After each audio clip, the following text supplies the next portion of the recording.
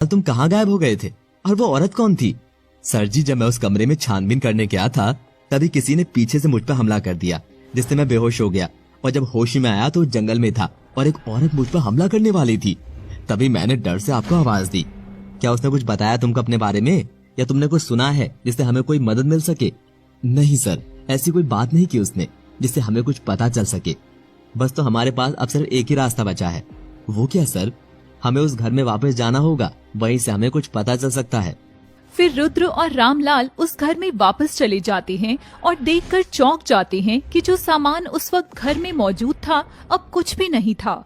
वहाँ सब कुछ साफ सुथरा पड़ा था, साथ ही खुफिया रास्ता भी किसी ने बंद कर दिया था। सर आखिर ये सब क्या हो रहा है? वो हथियार कहाँ गायब हो गया? ये लोग बहुत ही होशियार हैं रामलाल, सारे सबूत साथ के साथ मिटा रहे हैं। पर सच्चाई ज्यादा देर तक छुप नहीं सकती है। आखिर बकरे की माँ कब तक खैर मनाएगी? आप बिल्कुल ठीक बोल रही हो सर। तभी रुद्र के पास एक कांस्टेबल की कॉल आती है। सर वो बुरखे वाली औरत अभी अभी मॉल में देखी गई है। ठीक है, तुम उस पर निगरानी रखो, मैं अभी आता हूँ। पर रुद्र के पहुंचने से पहले ही वो औरत कांस्टेबल को चकमा देकर वहां से भाग जाती है। फिर रुद्र कांस्टेबल से पूछता है, कांस्टेबल, कहाँ है वो औरत? आई एम सॉरी सर, हम तो उस पर निगरानी ही कर रहे थे, परंतु पता नहीं वो कहाँ गायब हो गई। क्या गायब हो गई? ऐसे कैसे गायब हो गई? तुम जानते भी हो कितनी इम्पोर्टेंट है हमारे लिए, हमारे केस के लिए। फिर रुद्र जाकर पता करता है कि उसने उस मॉल से क्या खरीदा था और साथ ही उसने किस नाम से पेमेंट करी थी। सर आप जिस बुरखे वाली औरत के बारे में पूछ रहे हैं उसका नाम रानी है। हम कस्टमर के नाम से ही बिल बनाते हैं। Okay, thank you. रुद्र वहाँ से नाम सुनकर चल देता है और रामलाल से बोलता है, कुछ समझ नहीं आ रहा रामलाल, ये हो क्या रहा है? अब मेरा दिमाग खराब होने लगा है। क्यों सर, ऐसा क्या हो गया? आज तक इतने केस सॉल्व किए हैं आपने, पर आज तक कभी ऐसा नहीं बोला। आपने आज ऐसा क्यों बोला फिर? क्योंकि वैसे तो उस औरत ने बुर्का पहना था, पर नाम हिंदू वाला। रानी, ये बात मुझे कुछ हजम नहीं हो रही है। सर आप सही बोल रही हैं, ये सोचने वाली बात तो है। फिर रुद्र उस लड़की के बारे में पता करता है और उसे पता चलता है कि वो वहाँ से बहुत दूर एक गांव में रहने वाली है।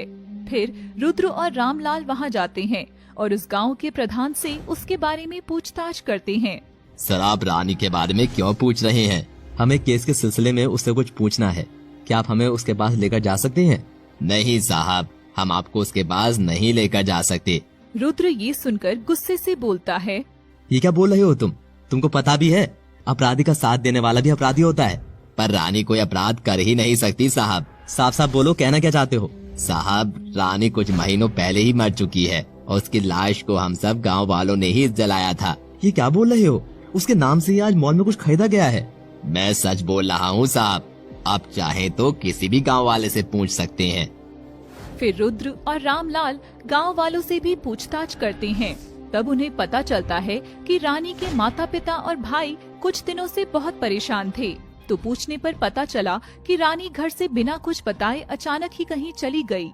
कुछ गांव वालों ने उसके परिवार का जीना हराम कर दिया था, ये कहकर कि उनकी बेटी भाग गई है अपने किसी यार के साथ। इस गम में उसके पिता ने फांसी लगा ली और माँ भी पति की मौत और बेटी के ऐसे गुम होने के सदमे में चल बसी। फिर उसका भाई भी गांव छोड़कर कहीं चला गया। फिर कुछ दिन बाद रानी की लाश पास के जंगल में एक गांव वाले को मिली, इसलिए गांव वालों ने ही मिलकर उसका अंतिम संस्कार किया। रुद्र ये सब बात सुनकर हैरान था, साथ ही मन में सोचता है, अगर रानी मर चुकी है तो वो औरत कौन थी जो रानी बनकर मॉल में सामान ले रही थी? फिर रामलाल रुद्र को बोलता है, सर हम जितनी कोशिश करते हैं कातिल को पकड़ने की, ये केस हमें कुछ नया ही पहलू दिखा देता है। अभी तक हम सोच रहे थे कि रानी ही कातिल है, पर अब पता चला कि रानी खुद मर चुकी है। सर अब हम कैसे सॉल्व करेंगे ये केस? बिना कोई सुराग के हम कहां से स्टार्ट करेंगे? कुछ ना कुछ तो पता करना ही होगा हमें रामलाल। शायद ऐसा हो सकता है कि चीजें हमारे सामने हो पर हमें नजर नहीं आ रही हो। ठीक है सर, हम दोबारा से तहकीकात करते हैं।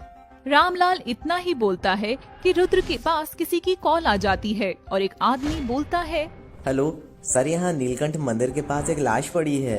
रुद्र और रामलाल मौका वारदात पर पहुंच जाते हैं और देखते हैं कि फिर से उसी तरह खून किया गया है जैसे पुराने केस में हुआ था। सर एक और ऐसा ही केस, कुछ तो करना ही होगा अब, वरना लोगों का विश्वास पुलिस से उठ जाएगा। तुम ठीक बोल रहे हो रामलाल, अच्छे से छानबीन करो, यहाँ कोई ना कोई सुराग तो मिल ही जाएगा। रामलाल तहकीकात करता है और उसे एक आर नाम का लॉकेट मिल जाता है। वो उसे उठाकर रुद्र को देता है। सर आर नाम का लॉकेट, इसका मतलब है रानी जिंदा है और वो ही ये सब खून कर रही है।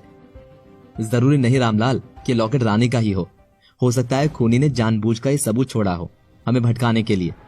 चलो जो भी हो और अच्छे से छानबीन करो, शायद कुछ और सबूत मिल जाए।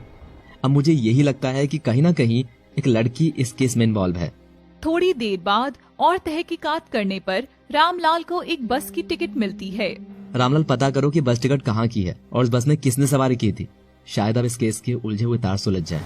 रामलाल पता करता है और जो जानकारी उसे बस ड्राइवर से मिलती है उसे सुनकर रुद्र और रामलाल चौंक जाते हैं।